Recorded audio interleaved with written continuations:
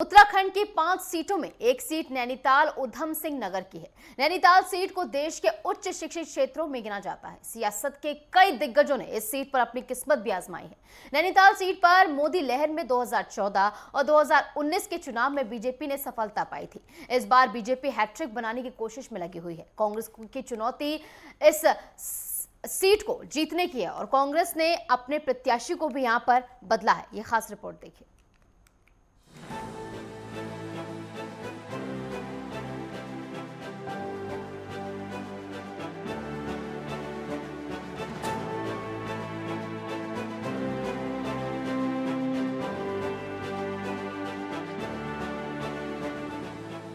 लोकसभा चुनाव में उत्तराखंड की नैनीताल उधम सिंह नगर सीट पर एक बार फिर बीजेपी और कांग्रेस के बीच मुकाबला होने जा रहा है।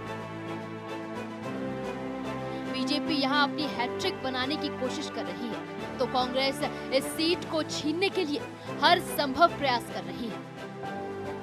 नैनीताल उधम सिंह नगर सीट का अपना बड़ा इतिहास रहा है। यहाँ कई दिग्गजों ने चुनाव लड़े हैं। इस सीट को लेकर रोचक दास्तान कही जाती है कि अगर 1991 के चुनाव में कांग्रेस के दिग्गज नेता एनडी तिवारी अपना चुनाव न हारे होते तो शायद देश के प्रधानमंत्री बनते। कांग्रेस ने अब तक यहां 10 बार जीत हासिल की है, वहीं बीजेपी 4 बार जीती है। नैनीताल उधम सिंह नगर सीट 2009 में परिसीमन के बाद अस्तित्व में आई थी। उस समय कांग्रेस के केसी बाबा चुनाव जीते थे। इससे पहले ये सीट नैनीताल बहेड़ी क्षेत्र के नाम से जानी जाती थी।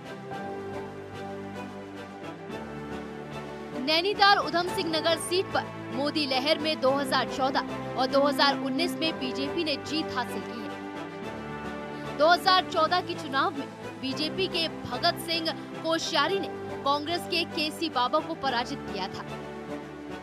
उस समय बीजेपी ने 57% मत हासिल किए थे। 2019 के चुनाव में बीजेपी के अजय भट्ट ने कांग्रेस के दिग्गज नेता हरीश रावत को चुनाव में पराजित किया। अजय भट्ट को पिछली बार से ज्यादा 7,72,195 मत मिले थे। साथ ही मत प्रतिशत भी बढ़कर 61.4% पहुंच गया था। और एक बार फिर बीजेपी और कांग्रेस के बीच मुकाबला हो रहा है। बीजेपी ने केंद्रीय राज्य मंत्री अजय भट्ट को फिर से प्रत्याशी बनाया है, जबकि कांग्रेस ने प्रकाश जोशी को उम्मीदवार बनाया है। अजय भट्ट 1980 में बीजेपी से जुड़े। राम मंदिर आंदोलन के दौरान वे जेल भी गए। 1996 में रानी खेत विधानसभा से चुने गए। 2019 में उन्होंने नैनीताल उधम सिंह नगर संसदीय सीट पर जीत हासिल की। मोदी मंत्रिमंडल विस्तार में उन्हें रक्षा और पर्यटन राज्य मंत्री बनाया गया। कांग्रेस के टिकट पर चुनाव लड़ने वाले प्रकाश जोशी इससे पहले नैनीताल जिले की काला डूंगी सीट पर विधानसभा का चुनाव लड़ चुके हैं। हालांकि दोनों ही बार वे चुनाव नहीं जीत सके।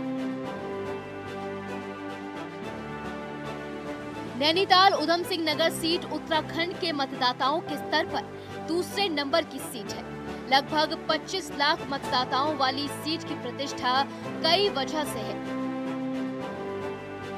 इस संसदीय सीट पर एनडी तिवारी, केसी पंत जैसे दिग्गज नेता चुनाव जीते हैं। नैनीताल उधम सिंह नगर सीट में पर्वतीय क्षेत्र भी है और मैदानी इलाका भी। नैनीताल का सौंदर्य भी यहाँ है, तो नानक मत्ता, कैंची धाम जैसे प्रमुख धार्मिक स्थल भी इसमें आते हैं।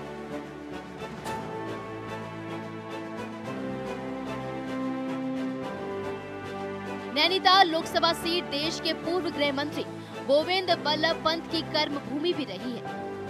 यहीं से उनके बेटे केसी पंत भी चुनाव जीतते रहे हैं। केसी पंत भी केंद्र में कैबिनेट मंत्री रह चुके हैं। गोविंद बल्लभ पंत के दामाद सीडी पांडे ने 1951 और 1957 का लोकसभा चुनाव यहां से जीता। इसके बाद कांग्रेस के टिकट पर केसी पंत लगातार 3 बार चुनाव जीते।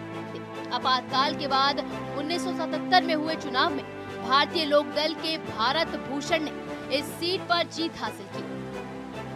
1980 में एनडी तिवारी ने लोकसभा चुनाव में जीत हासिल की।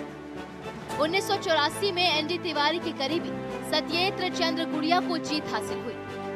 एक बार फिर 1979 में कांग्रेस से ये सीट छिनी। जनता दल के महेंद्र सिंह पाल को ये सीट हासिल हुई। 1991 में पहली बार बीजेपी को यहाँ जीत हासिल हुई। बलराज पासी ने नैनीताल सीट पर चुनाव जीता। इसी चुनाव को लेकर कहा जाता रहा कि अगर एनडी तिवारी उस समय जीत गए होते तो पीएम बनने का अवसर उनके सामने था, लेकिन वे अपना चुनाव हार गए। बाद में राजनीति से लगभग संन्यास ले चुके नरसिम्हा राव भारत के प्रधानमंत्री बने। हालांकि 1996 में फिर एनडी तिवारी चुनाव जीते। एनडी तिवारी ने गांधी परिवार के प्रति निष्ठा जताने के लिए राष्ट्र कांग्रेस तिवारी का गठन किया था। 1996 के लोकसभा चुनाव में भले ही पार्टी ने 350 सीटों में केवल 5 पर जीत हासिल की, लेकिन इनमें नैनीताल और पौड़ी की सीट भी शामिल थी। तराई से लेकर पहाड़ तक फैली नैनीताल उधम सिंह नगर संसदीय क्षेत्र में रोजगार, खेती, किसानी, स्वास्थ्य से लेकर पर्यटन विकास के मुद्दे रहे हैं। इस क्षेत्र में इतनी विविधता है कि रुद्रपुर की एक रैली में पीएम ने इसे मिनी इंडिया की संज्ञा भी दी। यहाँ का उधम सिंह जिला प्रदेश के संपन्न जिलों में है। इस क्षेत्र को धान और गेहूं के कटोरे के रूप में माना जाता है, लेकिन समय समय पर किसानों की खेती से जुड़ी कुछ समस्याएं भी रही हैं। खासकर नैनीताल के भाबर क्षेत्र में पानी की समस्या रही है, लेकिन अब जमरानी बांध एक बड़ी उम्मीद लेकर आया है। इस परियोजना को केंद्र सरकार की मंजूरी मिल गई है। प्रदेश के औद्योगिक विकास का भी यहाँ फायदा हुआ है। अच्छी स्वास्थ्य सुविधाओं के लिए राज्य सरकार ने कुछ कदम भी उठाए हैं। यहाँ पर्यटन विकास की अपार संभावनाएं हैं। खासकर बीजेपी सरकार के समय हर क्षेत्र में सड़कों का जाल बिछा है। इससे आने वाले समय में पर्यटन विकास की बेहतर संभावनाओं से जोड़कर देखा जा रहा है। हवाई सेवा का भी विस्तार हुआ है। हालांकि विपक्ष रोजगार का सवाल उठाता है। नैनीताल उधम सिंह नगर लोकसभा सीट में 14 विधानसभाएं हैं। इनमें उधम सिंह नगर जिले में बाजपुर, गदरपुर, जसपुर, काशीपुर, खटीमा, किच्छा, नानकमत्ता, रुद्रपुर, सितारगंज सीट आती है। जबकि नैनीताल जिले में भीमताल, नैनीताल, कालाडूंगी, हल्द्वानी और लालकुआ शामिल है। नैनीताल उधम सिंह नगर सीट पर 21,31,929 मतदाता हैं। इसमें 11,06,000 से ज्यादा पुरुष और 10,24,000 से ज्यादा महिला मतदाता हैं। इस संसदीय क्षेत्र में ग्रामीण आबादी लगभग 63% और शहरी आबादी 36% है। नैनीताल, भीमताल पहाड़ी इलाके हैं, जबकि उधम सिंह नगर के जिले तराई बेल्ट हैं। भीमताल, कालाडूंगी, लालकुआ भावर क्षेत्र है। यहाँ अनुसूचित जाति 16.6%, यहाँ अनुसूचित जाति 16.6%, अनुसूचित जनजाति 5% है, 17% ओबीसी है और 14% मुस्लिम यहाँ पर है। ब्राह्मण राजपूत करीब 16% है।